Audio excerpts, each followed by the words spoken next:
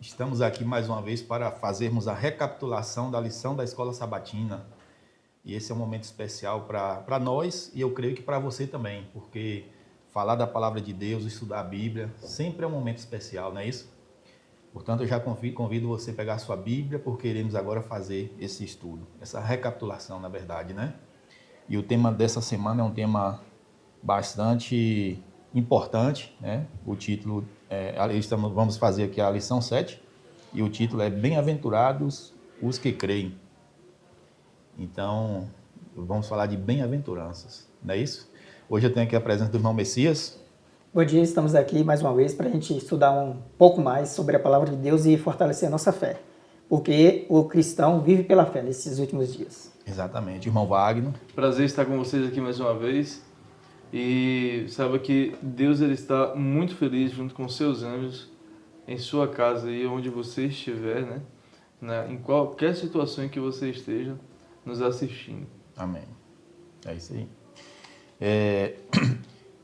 O verso ele se encontra em João, capítulo 20, versículo 29. Porém, a gente, como de costume, né? A gente faz a oração antes de começar o nosso estudo, para que o Espírito Santo ele conduza aqui nossas mentes, nossos corações, para que a gente venha realmente absorver as verdades contidas na palavra de Deus. Então, eu gostaria que o irmão Messias fizesse essa oração para a gente. Sim. Vamos orar então, fechar os nossos olhos. Senhor nosso Deus, nosso Pai, nosso querido Jesus, que é o nosso bendito Salvador vindouro, e nosso querido Consolador, Espírito Santo do Senhor. Graças te damos, Senhor, por tudo, por mais esse dia, essa semana que passou, e por esse sábado, o Santo Sábado do Senhor. Estamos aqui também para levar conhecimento do Senhor às pessoas. Que o Senhor nos ajude e que o Senhor esteja à frente desse estudo, dessa recapitulação, que tudo seja feito para a tua honra e para a tua glória. Assim, nós agradecemos e pedimos em nome de Jesus. Amém, amém. Você lê o verso para a gente, vai? Eu sim. Na minha versão aqui vem falando João 20, 29, né? Então Jesus lhe disse, porque me viu, você creu. Felizes os que não viram e creram. Muito bem. Então, essa é a importância da fé, né? Você crê sem ver. Porém, algumas pessoas acusam aqueles que crê de ser, como é que eles dizem, né? Pessoas que não têm assim um raciocínio, são pessoas ignorantes, porque estão acreditando, muitas vezes dizem que nossa fé, nossa crença é uma ilusão, enfim. Só que, pelo contrário, a nossa fé e nossa crença, ela é baseada em evidências, né? É baseada em fatos também, né?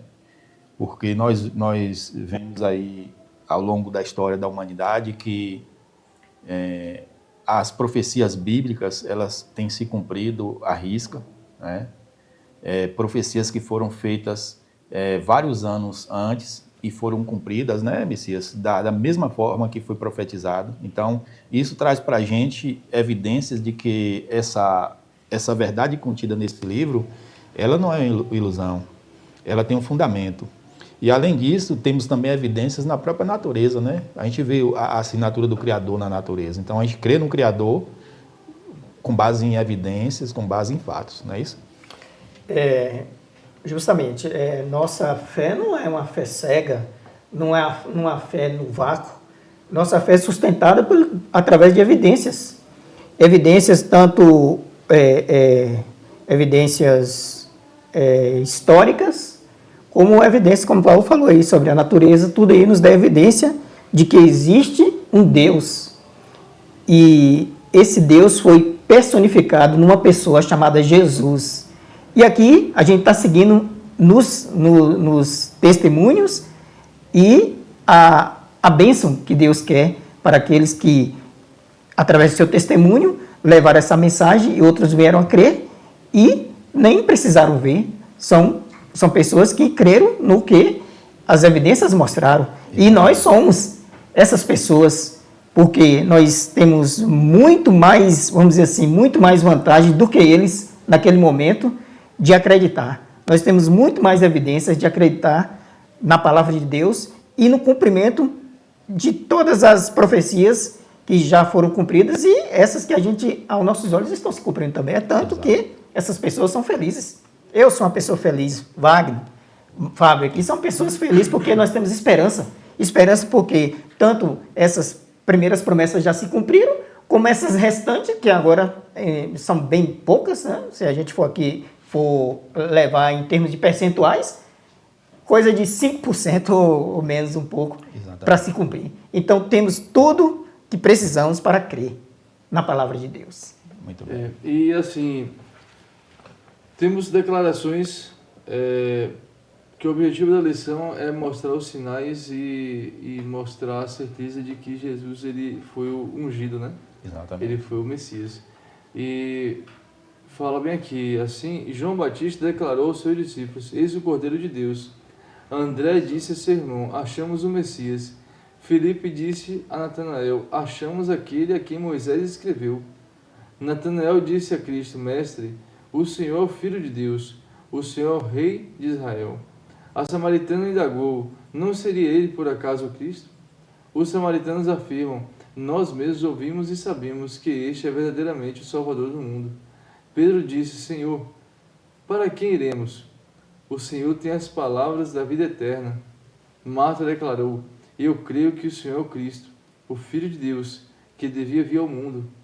O ex-cego afirmou: uma coisa sei, eu era cego e agora vejo. O próprio Pilatos, disse aos judeus: eis aqui o rei de vocês. Muito bem. Então, assim, o próprio Tomé, vem falando aqui, Tomé se entregou e disse: meu Senhor e meu Deus. Então, a gente vê aqui confirmações de que Jesus, ele é verdadeiramente o Filho de Deus, E assim, que ele é o Messias. E a gente vê que, não só na Bíblia, a gente vê na história secular que o Messias deles não veio ainda. Nesse caso, você está falando dos judeus. Exatamente. A gente vê que o Messias não veio. O Messias está aqui. O Messias está aqui. O nosso Messias. Mas assim... Não é o prometido, viu? Não é o prometido. Mas a gente vê que tudo se cumpriu em Cristo. As profecias de Daniel, aquilo que Isaías falava, da forma que Isaías falou, do jeitinho ali que Daniel escreveu. Porque os judeus eles não acreditam tanto que Jesus ele é o Filho de Deus? Porque assim, a gente sabe que em cumprimento de fatos históricos proféticos, o que mais dá de forma assim bem detalhada é Daniel. De forma detalhada, profética mesmo, Daniel ali. Mas só que Daniel profetizou fora de Israel. E os judeus eles não acreditam que quem profetizasse era um profeta verdadeiro se profetizasse fora de Israel. Mas só que Daniel ele é um livro canônico, ele está dentro da palavra de Deus, está dentro do cânon bíblico, Então a gente para analisar que tudo aquilo que se falou em Daniel se cumpriu em Jesus, Então assim, não existe mais evidências suficientes, depois que Jesus morreu, além dos seus discípulos, teve São Irineu que vinha falando, e Flávio Josefo, um historiador. Então a gente tem todas essas provas, E assim. E são provas extra-bíblicas. São provas extra-bíblicas. Então assim, não precisamos de mais nada para acreditar que ele realmente é ungido, E também o cumprimento da profecia. Da profecia não, das profecias do Antigo Testamento. Então, essas pessoas continuam como os líderes da época de Jesus, céticos, sabe? E não tem como mais eles dar a mão para acreditar que Jesus é o cumprimento da profecia e esse aguardo que eles estão achando que é a primeira vinda será a segunda vinda, mas aí não tem mais como eles fazer mais nada. E assim, a questão dessa palavra chamada fé,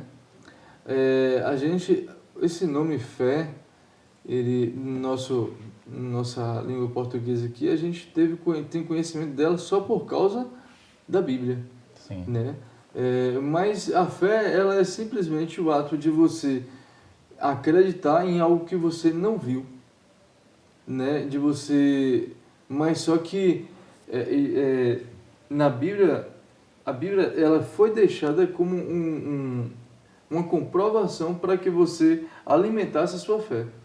Porque se você crer, ter fé só naquilo que um vai falando para o outro e vai passando de geração em geração, aquilo dali pode ir se corrompendo até naquela... passando de um para o outro, igual o telefone sem fio, né? Vai distorcendo. Vai distorcendo. Então, mas a Bíblia, ela deixa, categoricamente aqui, ela deixa bem clara. É um guia, né? É um guia. Então, você precisa de algo para alimentar aquilo que você crê. Naquela época, não existia o celular. Vou gravar um vídeo para mostrar Jesus curando o cego. Vou gravar um vídeo para mostrar Jesus na cruz. Não tinha isso. Exatamente. Né? Não tinha como você alimentar a fé por meio de gravações. Então era só por meio de escritas. E o testemunho também da pessoa, o testemunho ali da pessoa, Exato. sabe? Porque a pessoa testemunha também, Exato. Ele é testemunho. O que ele presenciou, por exemplo, os apóstolos, o que eles passaram com Jesus, eles passaram por outras pessoas, eles falaram. Por exemplo, quando Pedro foi chamado para ir na casa de Cornélio, então ali na casa de Cornélio ele falou que ele conheceu Jesus, seguiu Jesus, viu que Jesus foi morto, viu Jesus ressuscitado e ir para o céu. Então ele deu o testemunho dele. Exatamente. Então a gente vê, nem tanto, não é porque não existia esses recursos que existe agora, mas existia um recurso que eu acho que é mais poderoso que todos os outros. O testemunho da pessoa, o testemunho particular ali da pessoa, o testemunho ocular daquele fato. É mais poderoso que qualquer coisa. Exatamente. Hoje a gente tem esses recursos, tudo é muito bom, claro, mas da mesma forma que esses recursos fizeram com que a palavra de Deus chegasse até nós, como cumprimento, né? Ide por todo mundo e pregar o evangelho a todas as nações e batizar em nome do Pai, do Filho e do Espírito Santo, ensinando todas as coisas que eu vos tenho ordenado e estarei convosco. Essa mensagem chegou aqui até nós somos bem depois desses acontecimentos aí, e essa palavra chegou até nós e nós cremos por quê? Porque alguém falou e alguém, esses fatos aí registraram que é a Bíblia que a gente tem. Então é mais ou menos por aí. Exatamente. Nós estudamos as duas últimas lições e elas abordaram muito a questão do testemunho, né? Igual a gente está falando aqui. E essa aqui, ela faz, na introdução, ela faz um resumo, né? Igual como o Wagner leu. Isso. Ela faz um resumo de várias e várias pessoas que deram testemunho de que Cristo, ele é o Filho de Deus, é o Messias esperado, ele é o ungido do Senhor, é o Salvador, o Rei do mundo. Entendeu? Então, a gente vê aqui que houveram várias testemunhas. Inclusive, uma delas aqui, como Pilatos, nem era judeu, era romano. Ele não tinha motivo nenhum de estar afirmando que Cristo era como ele falou, o rei dos judeus. E ele ainda diz que em Cristo não havia dolo algum, ele era inocente. Exato. Então, são pessoas que deram testemunhos verdadeiros. E, além disso, nessa lição, a gente vê que, além do testemunho, como a gente bem abordou aqui, a importância de você crer.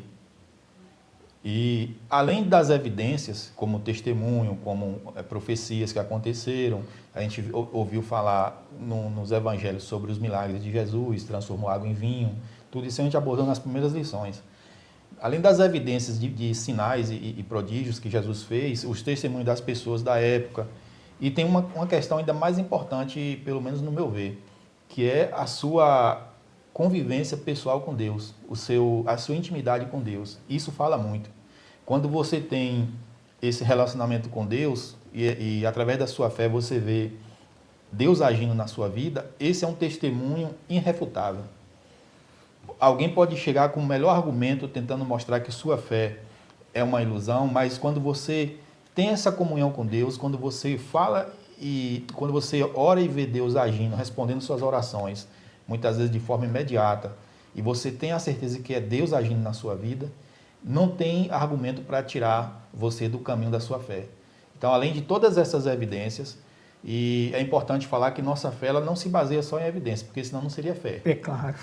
Né? Por isso, como o Wagner falou, se tivesse, como o Tomé falou, eu preciso ver para crer. Se tivesse um vídeo, uma foto, eu até acreditaria que Jesus morreu e ressuscitou.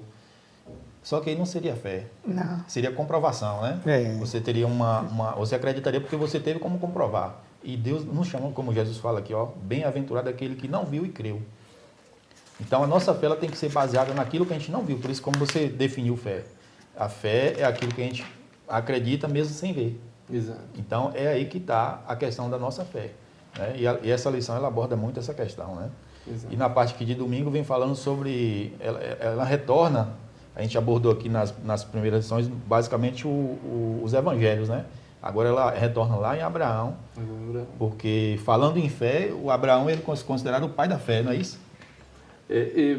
Eu não vejo pessoa alguma com mais fé do que ele. Né? Assim, também a gente tem que parar para analisar várias questões do contexto histórico da época. Né? Já tinha esse costume nas redondezas e em outras crenças ali ao redor, que assim, a gente pensa a família de Abraão ali, mas eram subdivididas aquela região em várias etnias, né? E essas etnias, elas se viam não...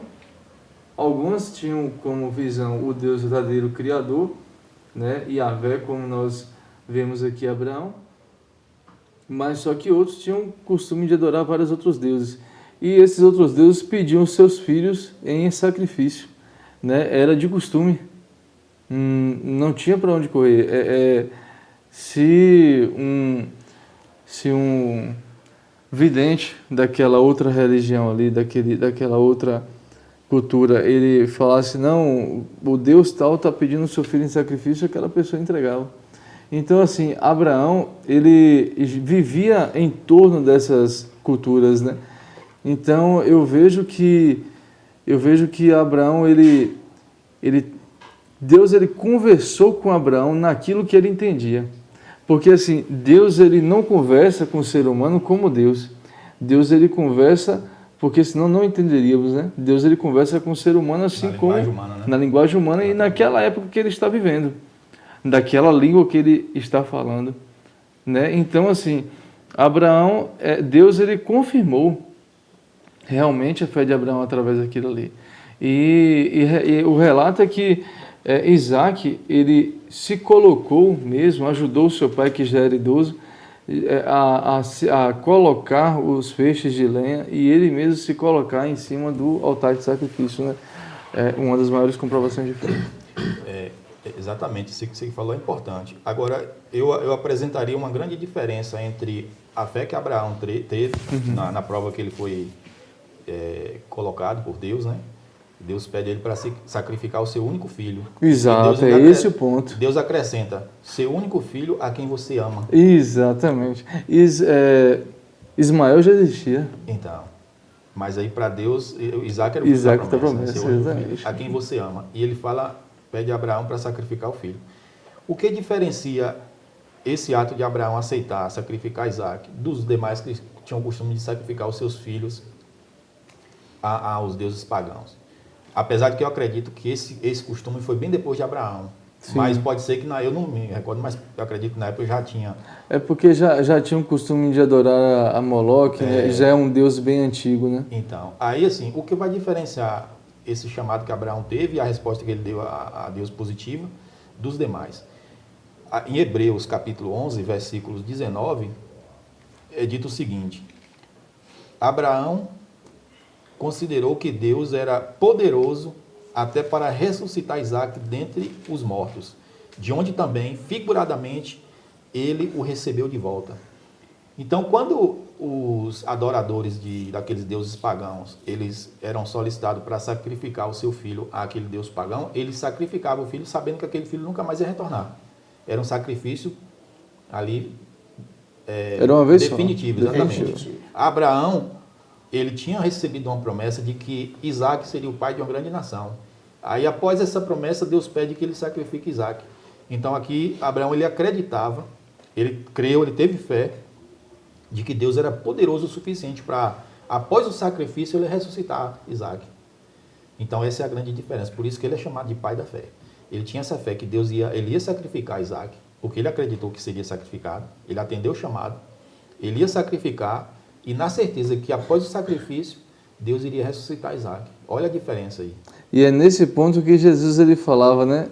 Abraão, antes que eu existisse, ele já tinha me visto, né? Exatamente. E quando foi que Abraão viu? Cristo diz assim, ó, Abraão viu o meu dia e muito se alegrou. Quando foi que Abraão viu o dia de Cristo? Né? Justamente no sacrifício de Isaac, porque Abraão ele ia cumprir o que Deus havia pedido a ele, sacrificar o filho. E amarrou Isaac permitiu ser amarrado e tudo. E quando ele ia imolar o filho, o cutelo, Deus gritou para ele falando, para ele não lançar a mão no filho. E no mesmo tempo apareceu o quê? Um cordeiro. Exatamente. Preso em arbustos. E Abraão entendeu aquilo ali. Vamos dizer assim, ele teve uma espécie de visão profética, que aquele cordeiro representava alguém, representava o nosso substituto. Não apenas de Isaac, mas o substituto de toda a humanidade. De toda a humanidade. Mas naquele momento ali, era o substituto de quê? De Isaac. Abraão, Deus poupou o filho de Abraão, Isaac, que era o filho da promessa. E outra coisa também, Deus nunca pediu que sacrificasse pessoas, seres humanos. Não é? Deus nunca pediu isso aí. Mas o Filho de Deus não foi poupado. Exatamente. Jesus não foi poupado. Porque João 3,16 diz que Deus amou o mundo de tal maneira que deu seu Filho unigênito para que todo que nele crê não pereça, não morra, mas tenha a vida eterna. O que eu acho interessante é que em João, né, 8,58, fala algo surpreendente, que quando Moisés estava, uma comparação que eu faço, quando Moisés estava na sarça ardente, conversando ao redor da sarça ardente, conversando com Deus, acreditamos que Deus ali era o próprio Cristo, né? Falando ali, né? E aí... Ele mesmo afirma isso lá no Novo Testamento, né? Ele diz assim, Exato. eu sou. Quando ele afirma eu sou, ele está referindo ao que foi dito a Abraão, a Moisés. Exatamente. É o que fala aqui em João 8,58. Antes que Abraão existisse, eu sou. E quando Moisés, lá no Gênesis, quando Moisés ele conversa com Deus ali na sarça ardente, Moisés pergunta, e eu vou em nome de quê? Aí ele fala, diga, eu sou te enviou. Exatamente. Aqui em Gênesis capítulo 22 tem um relato dessa prova que Abraão passou, né?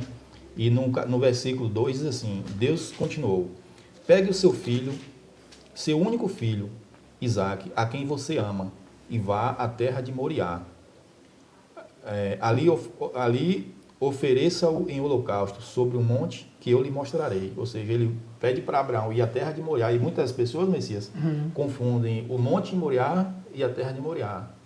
Ali, na verdade, aquela região ali onde hoje é a cidade de Jerusalém, ali era considerada a terra de Moriá. E tinha vários montes ali, inclusive o monte, que hoje é chamado Monte Moriá, onde foi construído o templo e hoje tem o Dom da Rocha. Exato. Mas em volta ali tem vários outros montes, inclusive o monte onde Abraão sobe com Isaac para fazer aquele sacrifício, que é o mesmo monte onde Cristo subiu para ser realmente consumado o sacrifício dele na cruz, que é o chamado Gólgota, né? Fica ali muito, acho que não dá 1 quilômetro de diferença um do outro. É bem perto. É pertinho. Bem perto. Então, ele vai àquele monte, chega ali ao pé do monte, ele vê o monte que Deus mostrou para ele, ele pede para os servos ficarem e ele vai subir com Isaac. Isaac pergunta, pai, aqui está a lenha, o fogo e o cutelo, mas cadê o cordeiro? E ele responde, Deus proverá para si o cordeiro. E quando ele chega lá, ele monta o altar, coloca a lenha, amarra Isaac, coloca em cima da lenha. Quando ele pega o cutelo, Deus brada lá do céu, Abraão, Abraão, não estenda a mão sobre o menino, porque agora eu sei que você é obediente, foi obediente. E aí, ele levanta os olhos e vê o cordeiro com os chifres presos num arbusto. Ele vai e sacrifica aquele cordeiro. Quando a gente lê aqui, ó, Deus proverá para si o cordeiro, e depois a gente vê que ele, né, pegou o cordeiro e sacrificou, a gente pensa que esse proverá se cumpriu naquele cordeiro, porém não. Quando Abraão falou assim, Deus proverá para si o cordeiro, ele estava realmente visualizando o dia que o cordeiro seria morto na cruz. Isso.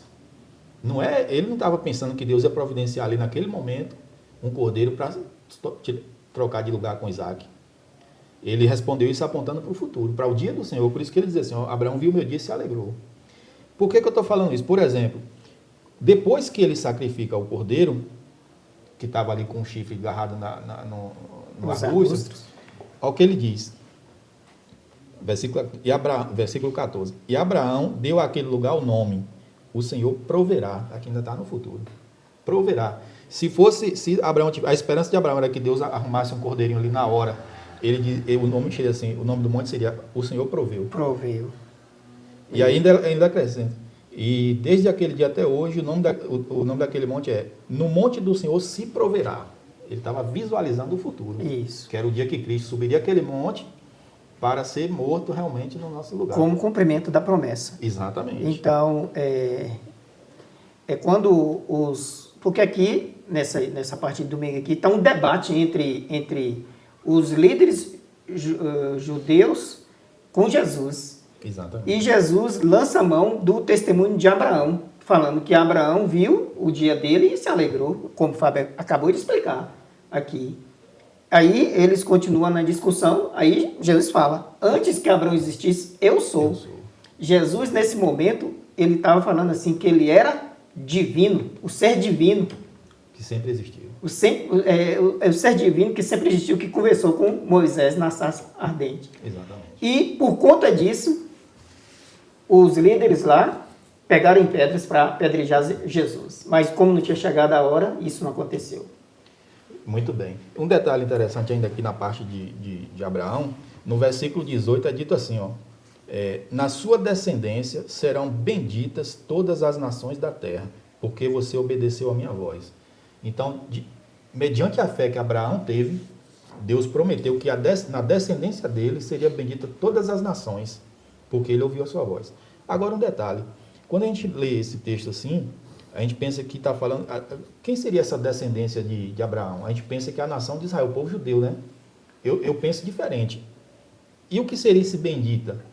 A gente pensa que, através de Abraão, da nação judaica, todas as nações seriam benditas no sentido de prosperidade, enfim, de recursos, né? Sim. Eu penso diferente. Essa descendência, ele está se referindo a Cristo. Porque quando a gente vai para Mateus capítulo 1, versículo 1, é dito assim, ó, livro da genealogia de Jesus, filho de Davi, filho de Abraão. Essa é a descendência que seria... Na sua descendência, ou seja, em Cristo, serão benditas todas as nações. Essa bendita aqui é na questão de salvação. Eu vejo dessa forma. Sim. Então, a descendência que seria bendita, a descendência que traria a bênção era o próprio Filho de Deus. Isso. É por isso que Mateus diz, genealogia de Jesus Cristo, filho de Davi, filho de Abraão. Né? Eu vejo dessa forma. Essa expressão aí, todas as famílias da terra serão abençoadas, refere-se à salvação que viria através de Jesus, que é o filho de Abraão. Exatamente. É por isso que o próprio Cristo afirma a salvação vem dos judeus, por causa disso. Eu falo com a samaritana. Exatamente. Interessante que quando a gente vai para, voltando aqui em Hebreus capítulo 11, deixa eu ver se eu localizo aqui, Hebreus 11, achei. Eu achei bem na página que eu queria aqui, ó. Todos esses, deixa eu ver se é isso mesmo.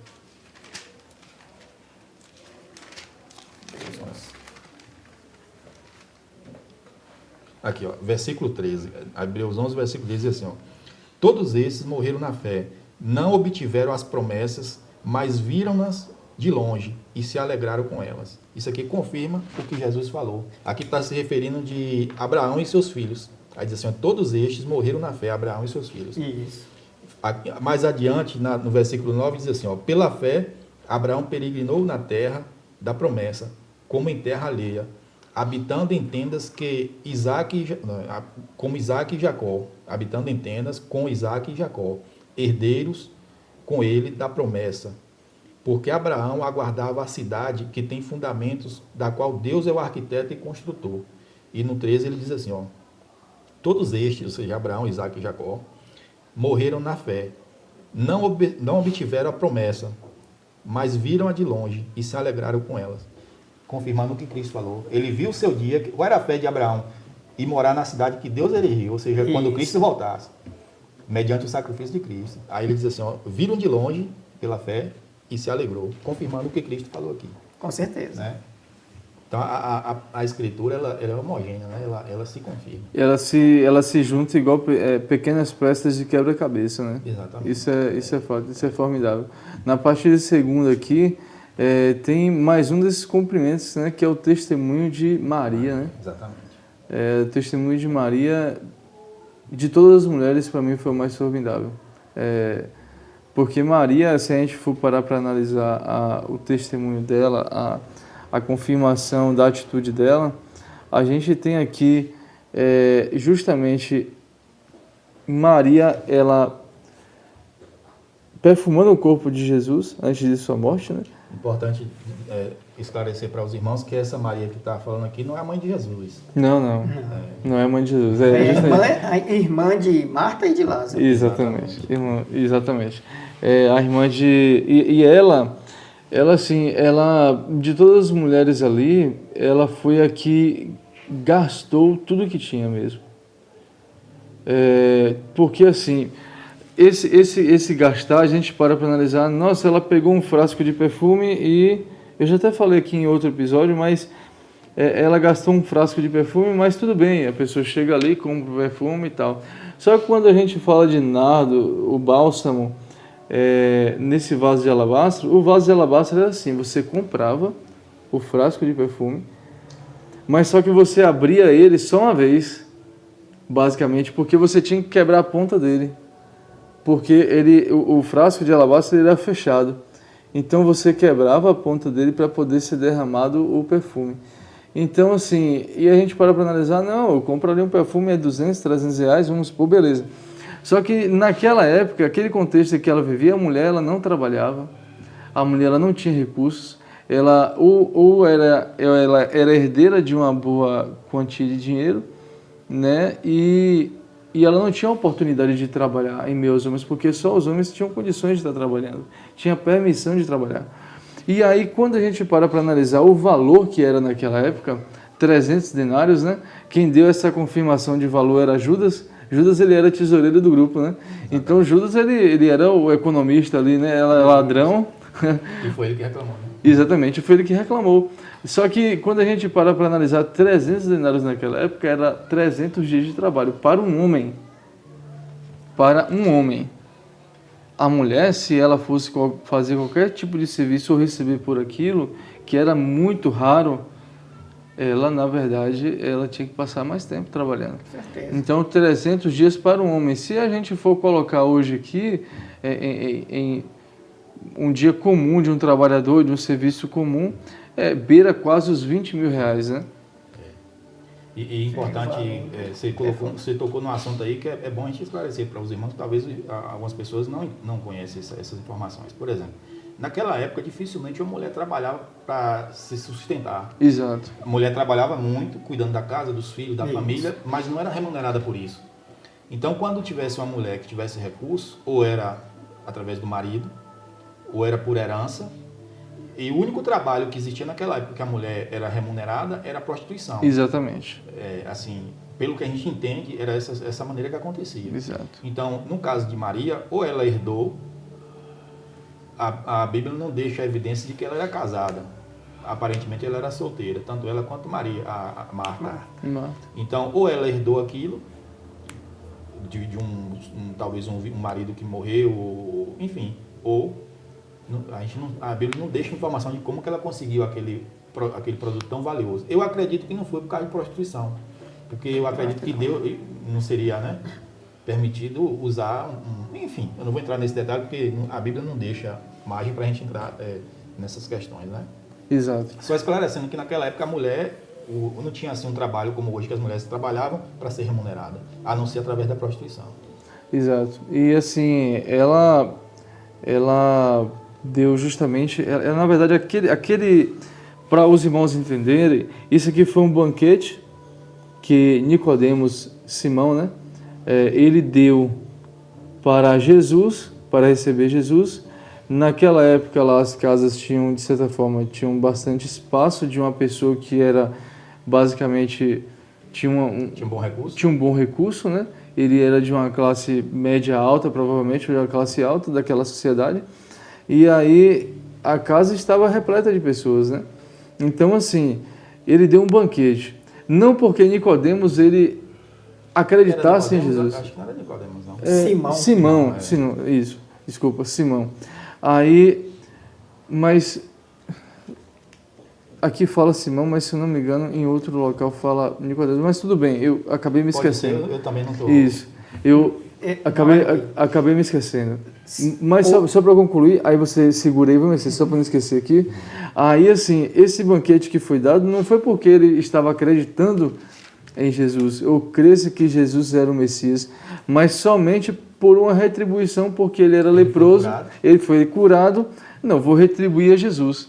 É tanto que a comprovação que foi uma retribuição de certa forma medíocre, mas só como um agradecimento simples, que Jesus, era de costume daquela época, quando um convidado seu chegasse, você derramava azeite, ungia a cabeça e lavava os pés. Beijava o rosto. Exatamente, beijava o rosto. E Jesus Cristo fala durante o banquete em que ele estava sendo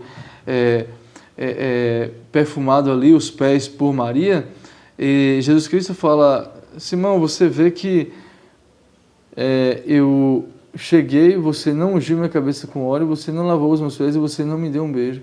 Mas essa mulher, ela, por incrível que pareça, o perfume mais caro, ela me perfuma com o perfume mais caro, ela beija os meus pés e enxuga os seus cabelos.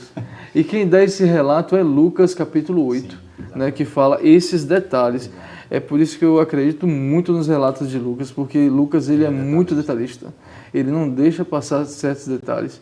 Então, assim, a gente para analisar que aqui foi um palco para revelar a natureza de todas as pessoas. De Simão, que ele não deu aquele banquete por real gratidão. Maria, porque estava completamente grata a Jesus, junto com Marta e Lázaro, que estavam no banquete. E Judas, que revelou-se realmente como o grande opositor do ministério de Jesus. Né? E sobre isso que você falou aí, ó, sim, aquela lição de segunda esclarece assim, para nós. Um tema recorrente em João é que Jesus sabe o que existe nas pessoas, ou seja, no coração da pessoa. Nesse caso, na festa de Simão, Jesus sabia o que havia no coração tanto de Maria, como de Simão, como também no coração de Judas. Jesus sabia de tudo que se passava ali. E esse ato, essa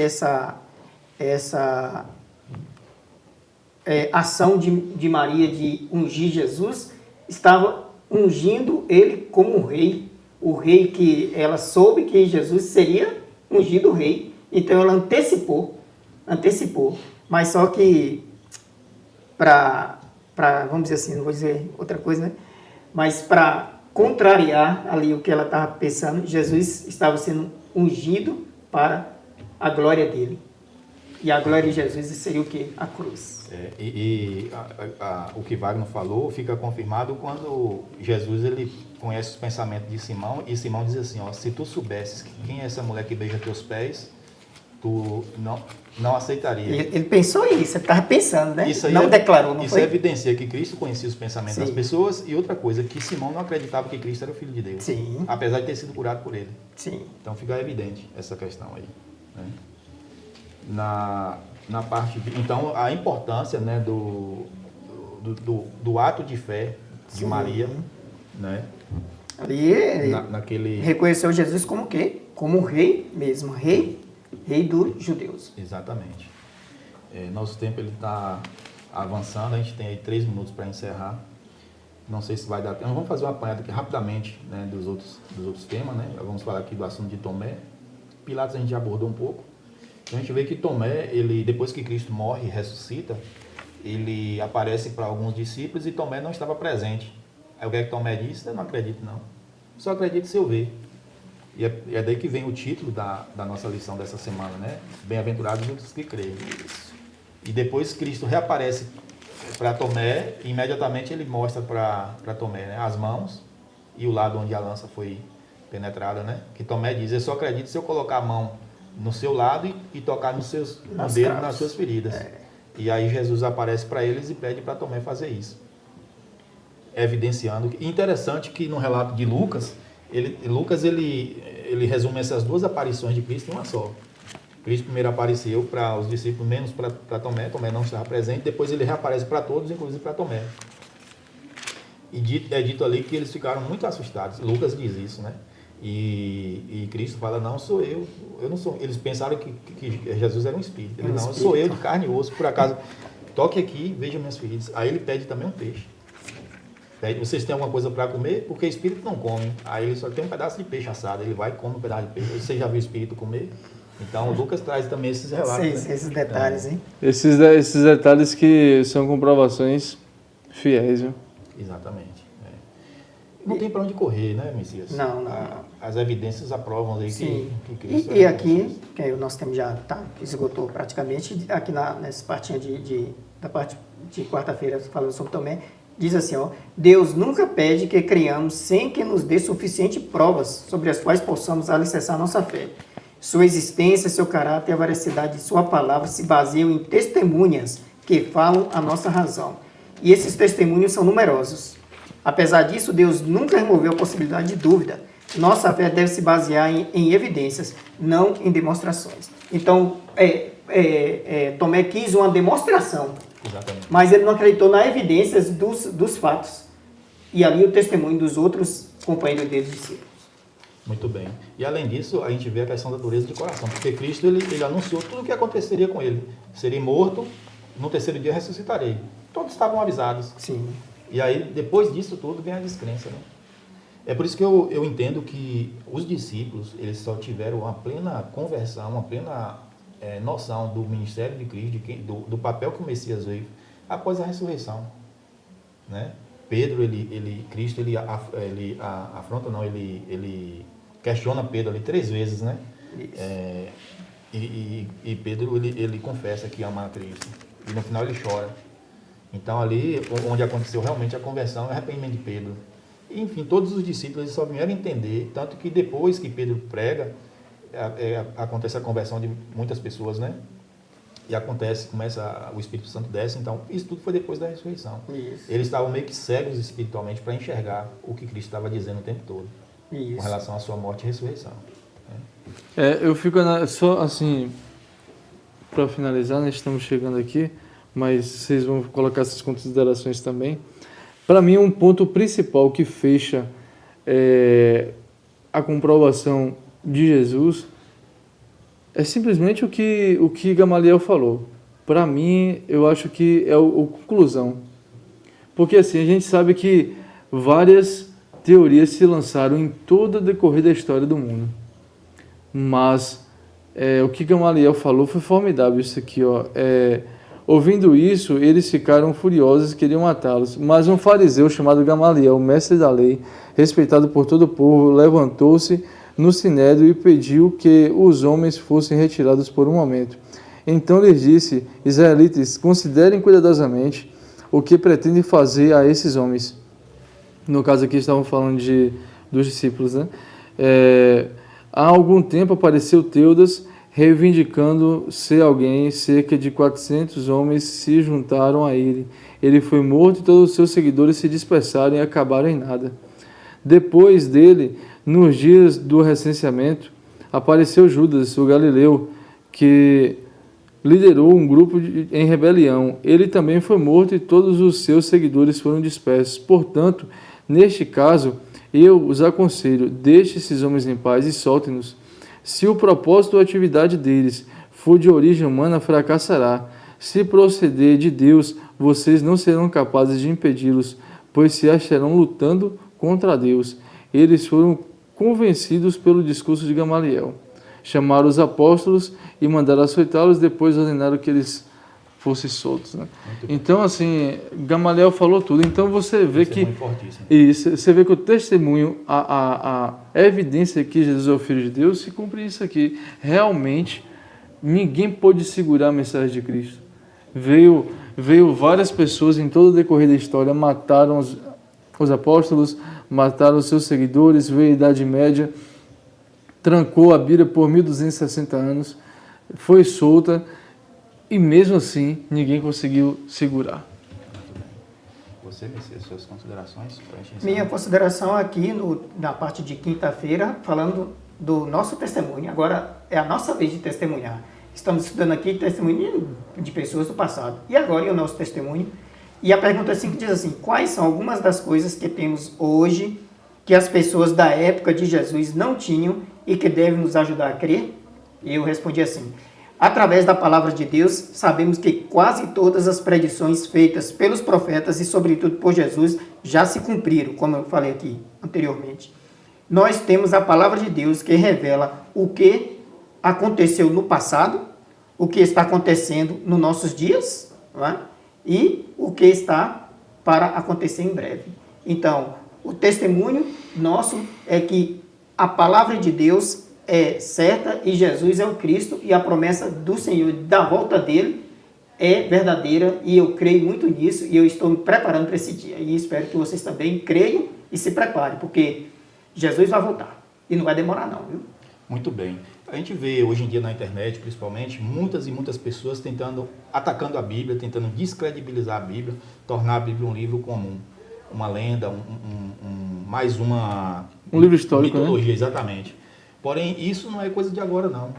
Isso é coisa que, como o Wagner leu aí, vem desde as épocas antigas. Pessoas tentando, na verdade, por trás dessas pessoas existe a ação de Satanás, tentando descredibilizar a palavra de Deus. Só que não vai conseguir. Pelo contrário, tudo isso foi profetizado pela palavra. É evidência de que é uma palavra realmente sagrada. Meu amigo, confia em Cristo. Em breve ele virá para buscar a mim e a você. Muito obrigado pela sua companhia. Que Deus abençoe você e sua família. E até o próximo estudo.